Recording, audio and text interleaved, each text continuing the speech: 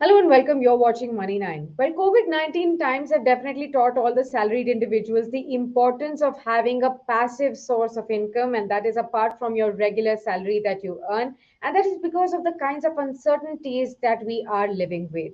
तो ये passive income बनेगी कैसे? आज इसी पर होगी चर्चा। मेरे साथ आज खास मेहमान भी जुड़ चुके हैं।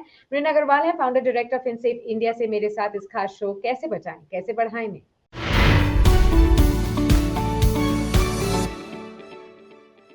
Rin, thank you so much for taking out time for us. Welcome back to this another episode of Kaise Bachaye, Kaise Badhaye.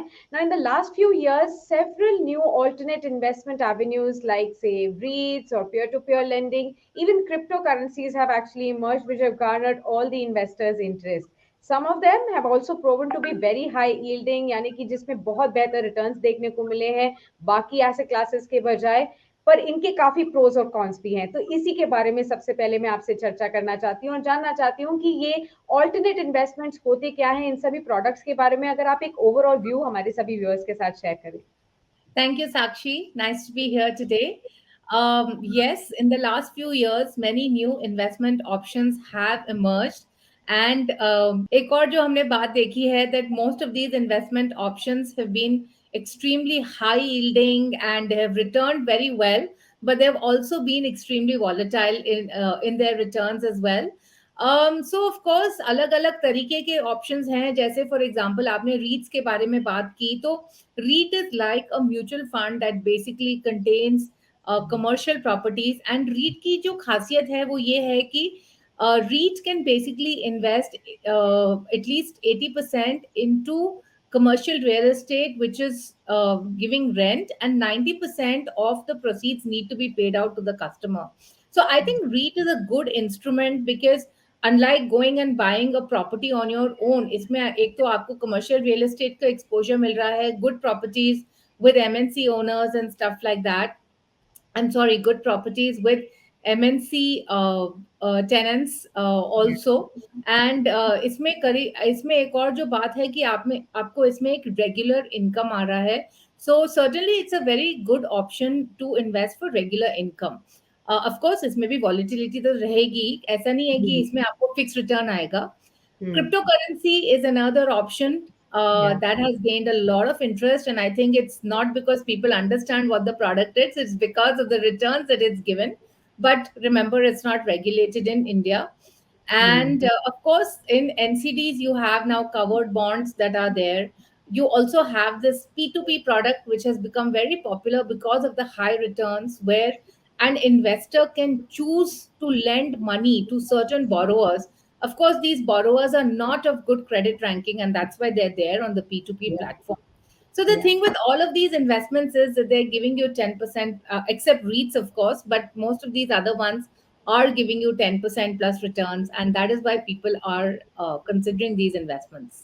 Absolutely. And I wanted to talk about that how mutual funds and stock markets are still more common, but these newer avenues are becoming very popular now, especially with stock markets. Also, we have seen lately that low commission stockbroker platforms and they have revolutionized the way stock investment markets work and the kind of investor interest we have generated in the past few years. Now, peer-to-peer lending you talked about as well, which gives much better returns. But should all investors have exposure to these kind of alternate investments? Is what I wanted to ask. So, very importantly, as in any investment, before you decide the investment, you need to figure out two things. First, is it as per your risk profile? So, are you okay with the volatility in the investment? Because most of these investments, except REITs, are going to be very, very volatile, right? Or they're going to be very high risk. So, a P2P, while it might give you 12-13% return, remember you're lending to a person who cannot get a loan from a bank. So Hmm. certainly it's going to be very, very high risk. And don't get swayed by the returns.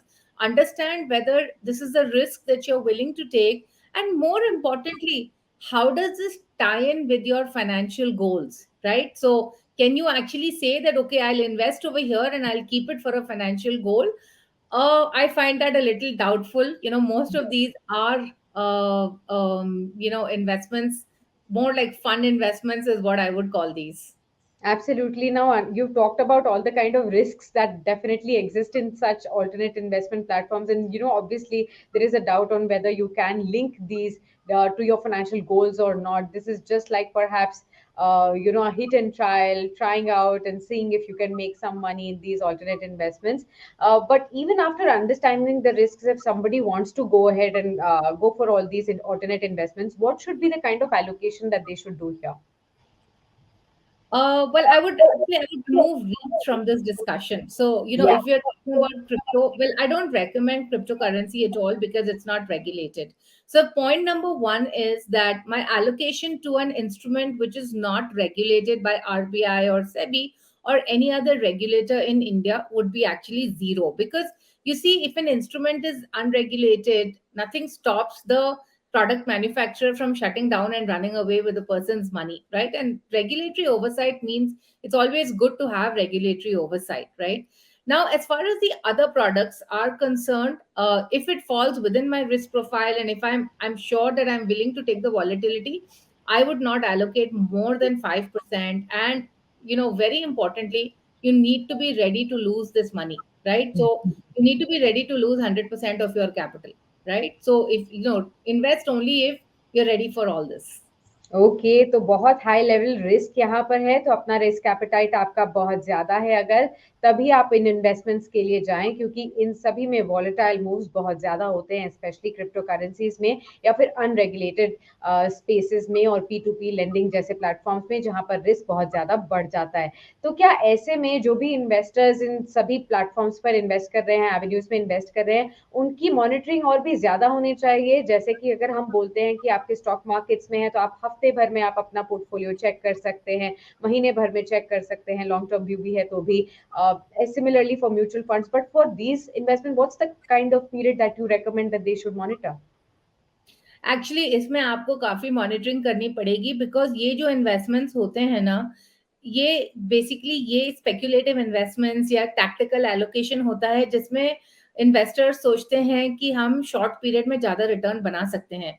तो सबसे पहले तो इसमें आपको थोड़े rules रखने पड़ेंगे कि एक मतलब profit booking up to a particular level और stop loss at a particular level. And in order to carry out all those rules, basically you will have to keep monitoring it pretty much on a daily basis is what I would say. So इसमें ना you should be very clear कि आप किस level पर exit करेंगे। And you should not have this thing, अच्छा चलो अभी 25% बढ़ गया तो और बढ़ेगा, right? तो हम अभी और wait कर लेते हैं, right? So clearly rule based आपको रखना पड़ेगा and दूसरा आपको बहुत monitor करना पड़ेगा। Right. If you could just help all our viewers understand, when they compare these alternate investments to the traditional forms or, more, focused platforms like mutual funds, how do they compare with these kind of asset classes? If you could just compare each one of them to the traditional mutual funds. See, the thing with cryptocurrencies is that it's a digital currency that's just being traded, right? So it's if you see a mutual fund in comparison, वहां पर एक professional fund manager होता है जो आपके investments monitor करता है और based on the research they are basically investing, right? वहां के जो प्रोसेसेस वगैरह हैं they are very different. Again, the minimum amount required in a mutual fund is much lesser as compared to some of these. For example, in P2P, the typical minimum amount is 1 lakh rupees, whereas in mutual fund, the minimum amount is just 1,000 rupees.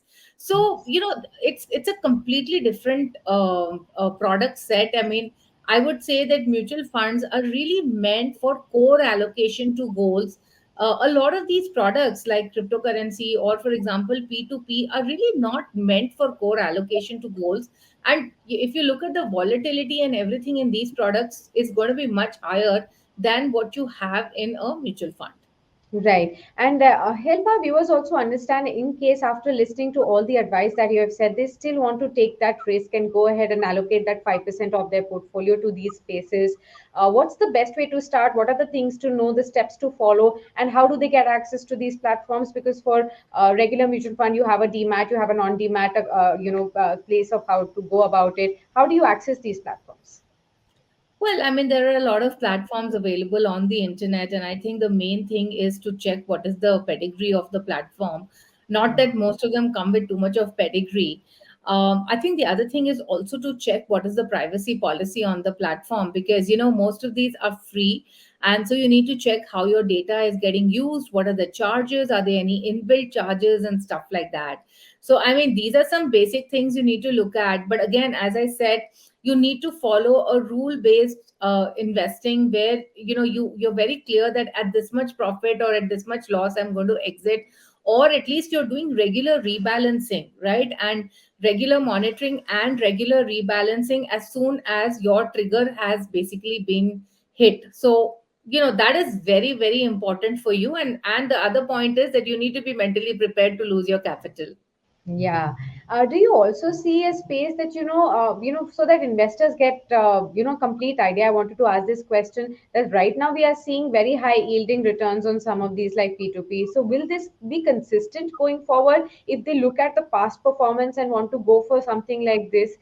Is there any guarantee that this will perform as much going forward too? I mean, it could, but the whole point is how do the defaults get managed, right? And right now, a lot of these platforms are new. People are investing in them because of FOMO, or because they feel that there's no alternative, or they feel that they've missed the bus, or because everybody is doing it, right? So Yeah. a lot of people are just investing in these. But the point is now कि a lot of these things are very new. And honestly मतलब एक 4-5 साल के बाद में ही पता चलता है कि इसमें क्या इश्यूज हैं, मतलब ये चलेगा नहीं चलेगा, right? So right now it's just about checking it out, and you it could give you good returns, but to me P2P, I think how the default is going to be managed is going to be a big question mark.